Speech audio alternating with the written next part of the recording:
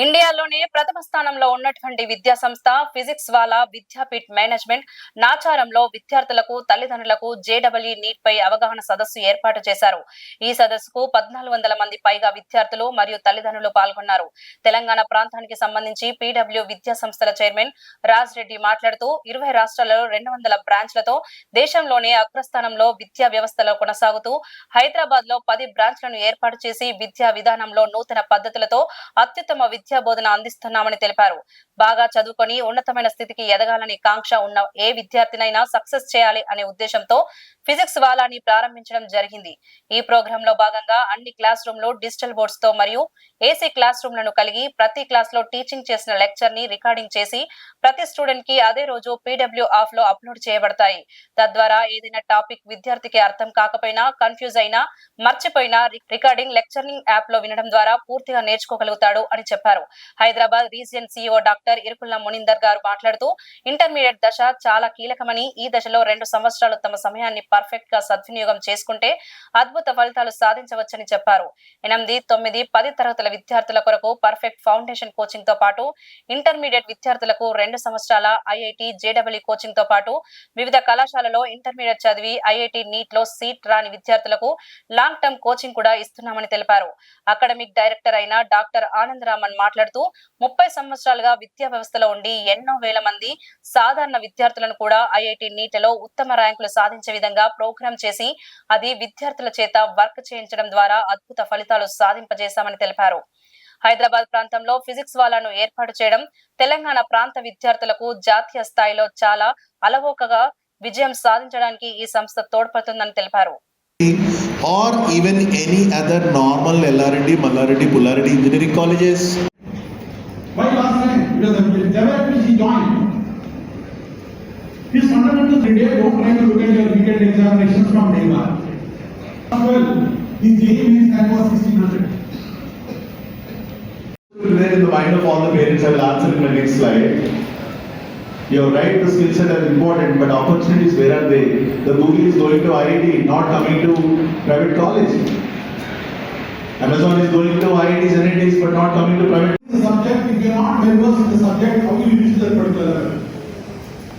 So this student who got this 9.3 CGPA in state board, when he came to me, I told him, okay, you start your preparation for your study even by a single day.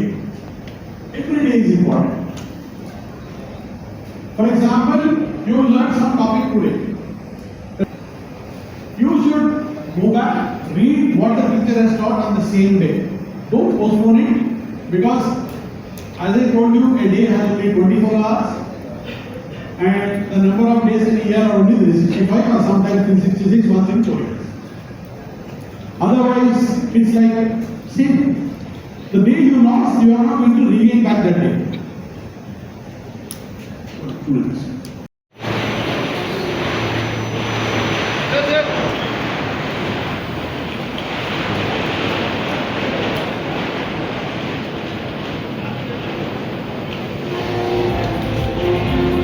CGPA in IIT is much higher than what CGPA he got in local state board.